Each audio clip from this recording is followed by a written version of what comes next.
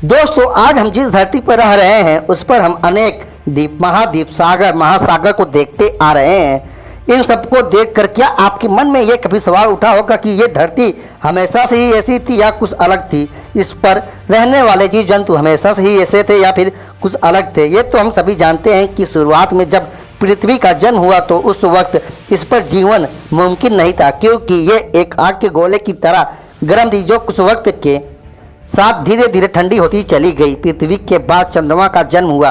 चंद्रमा के बनने से पृथ्वी पर बारिश और मौसम की शुरुआत हुई। बारिश होने से पृथ्वी और ठंडी हो गई और पृथ्वी पर सागर और महासागर अस्तित्व में आ गए। सबसे पहले पृथ्वी पे रहने वाले जीव जंतु पैदा हुए। इस तरह पृथ्वी पर जीवन की शुरुआत हुई। ये तो बात रही पृथ्वी की शुरुआत की। अब हम बात करेंगे कि आखिर पृथ्वी पर इतने सारे अलग अलग देश कैसे बने। जब हम इस पूरी दुनिया के नक्शे को देखते हैं तो उस पर कई देशों की बनावट हमें नजर आती है। सवाल उठता है कि क्या ये देश हमेशा से ही ऐसा आकार लिए थे, मतलब कि इनका बनावट इसी तरह ही थी या कुछ अलग थी? अगर आप भी ऐसा सोचते हैं तो आपको इस सवालों का जवाब जानना बहुत ज़रूरी है। पृथ्वी से जुड़ी तमाम जानकारियाँ लेने के लिए हमारे साथ वीडियो के लास्ट तक बने रहें। आज हम जिस देश में रह रहे हैं इस देश को बड़े गर्व से कहते हैं ये हमारा भारत महान है। सालों पहले जिस देश को लेकर अल्लामा इकबाल साहब ने कहा था कि सारे जहां से अच्छा हिंदुस्तान हमारा, हम बुलबुले हैं इसकी ओ गुलसिता हमारा हमारा। अब हमें इस अपने प्यारे देश के बारे में भी ये जानना जरूरी है कि हमारा देश भारत कैसे बना और इसकी बनावट की वजह क्या रही। तो चलिए शुरू करते हैं। आज हम अपने मानचित्र में या सैटेलाइट से जिस धरती को देखते हैं, असल में करोड़ों साल पहले ये धरती बिल्कुल ऐसी नहीं थी जैसी आज है। आज से लगभग 225 मिलियन साल पहले धरती पर अलग अलग टुकड़ों में बटे हुए देश नहीं थे, बल्कि धरती के हिस्सा आपस में जुड़ा हुआ था। धरती के इस बड़े हिस्से को पेंजिया नाम से जाना जाता था।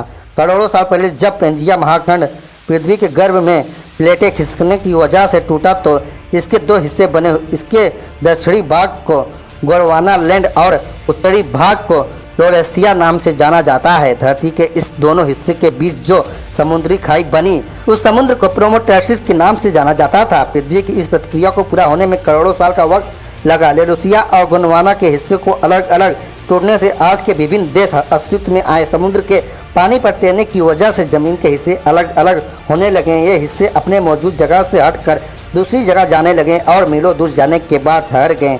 पेंजिया विशाल खंड की टूटने की शुरुआत दक्षिणी गोल्फ में मौजूद अंटार्कटिक सर्कल से हुई थी, जिसके बाद अटलांटिक, ऑस्ट्रेलिया, भारत, दक्षिण अमेरिका और अफ्रीका जैसे देशों का जन्म हुआ। पृथ्वी के गर्भ में प्लेटें लगातार खिसकती रहीं। इस वजह से पृथ्वी के पेंजिया महाखंड से टूट टूट कर कई खंड बन गए और हमारी धरती में बदलाव पैदा हो गया।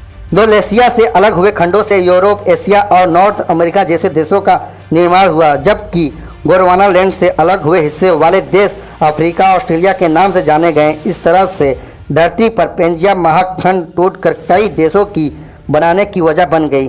अब बात आती है हमारे देश भारत की बनावट के बारे में। तो आज के वक्त में हमारा देश भारत एशिया महाद्वीप का हिस्सा है, लेकिन ये हमेशा से एशिया महाद्वीप का हिस्सा नहीं था, क्योंकि हमारा देश पेंजिया महाखंड के हिस्से गोंडवाना लैंड का हिस्सा था। पृथ्वी गर्भ में खिसकने वाली प्लेटों की वजह से यह धीरे धीरे एशिया महाद्वीप की ओर खिसकता चला आया। यह प्रक्रिया लाखों करोड़ों साल तक चलती रही और आखिर में पृथ्वी का हिस्सा वर्तमान समय में लद्दाख नाम से जाने जाने वाले हिस्से जाकर मिला। इस तरह गोंडवाना लैंड से अलग हुआ एक हिस्सा एशिया महाद्वीप का महत्वपूर्ण देश भारत बन गया। भौगोलिक कंडीशन में जब पृथ्वी के दो हिस्से आपस में टूटते हैं तो पृथ्वी में प्लेटों के तनाव पैदा हो जाता है और प्लेटें दबाव के कारण ऊपर नीचे हो जाती हैं।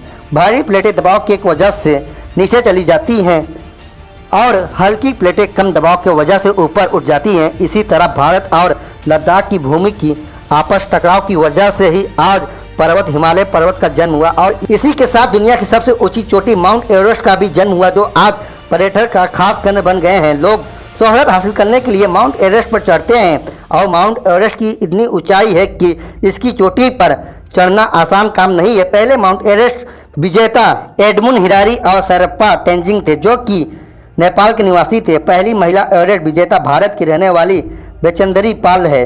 अब आपको समझ आ ही गया होगा कि माउंट एवरेस्ट पर चढ़ना कितना बड़ी बात है, जो कि चुनिंदा लोग ही माउंट एवरेस्ट को फतेह कर पाते हैं। लेकिन अगर आप सोचते हैं कि भारत के किसी भी खंड के बनने की प्रक्रिया कुछ समय में ही पूरी हो गई होगी, तो आपका सोचना बिल्कुल गलत है, क्योंकि भूगर्भ की खिसकने की प्रक्रिया धीरे धीरे होती है और इसे पूरा होने में लाखों करोड़ों साल लग जाते हैं। आज भी भारत भूगर्भ की प्लेटें लगातार खिसक रही है, जिसकी वजह से हिमालय पर्वत और माउंट एवरेस्ट की ऊंचाई लगातार बढ़ती जा रही है। हालांकि इन बदलावों को हम लोग आसानी से नहीं देख पाते, ना समझ पाते हैं, लेकिन भूगर्भ विज्ञता और भूवैज्ञानिक इस प्रक्रिया को अच्छे तरह से समझते हैं और दुनिया को इस प्रक्रिया के बारे में जानकारी भी देते हैं। धरती के विशाल महाखंड पेंजिया और इसके विखंडन की थ्योरी को दुनिया के सामने लाने वाले अल्फ्रेड विजनर थे। अल्फ्रेड विजनर एक जर्मन पोलर रिसर्च जियो फिजिसिस्ट और मौसम वैज्ञानिक थे, जिन्होंने मौसम और धरती के हो रहे बदलाव की रिसर्च की थी और दुनिया को धरती की बनावट और उसकी विखंडन के बारे में बताया था। अल्फ्रेड विजनर सन 1880 ईस्वी में जर्मनी की बर्लिन में पैदा हुए थे। उन्होंने ही दुनिया को बताया कि धरती किसी टाइम एक विशाल खंड के रूप में थी, जो वक्त के साथ धीरे धीरे बदलती चली गई। अल्फ्रेड विजनर का मानना था कि अगर धरती के सभी टुकड़े को एक साथ जोड़ दिया जाए तो आज भी पेंजिया विशाल खंड बन जाएगा। अल्फ्रेड विजनर ने पृथ्वी के अलग अलग हिस्सों की जांच करने के बाद बताया कि पृथ्वी के सभी हिस्से आपस में किसी न किसी तरह जुड़े हैं। उन्होंने ही अपनी रिसर्च में भूमि पर सबसे पहले रेंगने वाले जंतुओं के अस्तित्व में आने की बात कही। अल्फ्रेड विजनर की रिसर्च ने ही धरती के निर्माण और बदलाव समझने में भूवैज्ञानिक और भूगोल विज्ञताओं और दुनिया के सभी इंसानों की बहुत मदद की।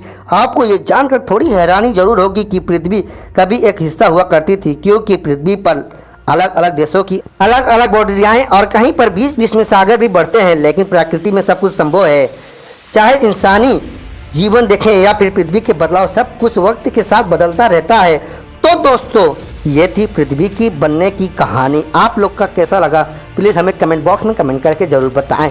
दोस्तों, अगर यह वीडियो आप लोग को अच्छी लगी हो तो वीडियो को एक लाइक कर दें, चैनल पर नए आए हो तो चैनल को सब्सक्राइब कर दें, बेल आइकन को ऑन कर दें और बने रहिए आप लोग हमारे इस यूट्यूब वीडियो के साथ, यूट्यूब चैनल के साथ। तब तक लिए जय हिंद दोस्तों।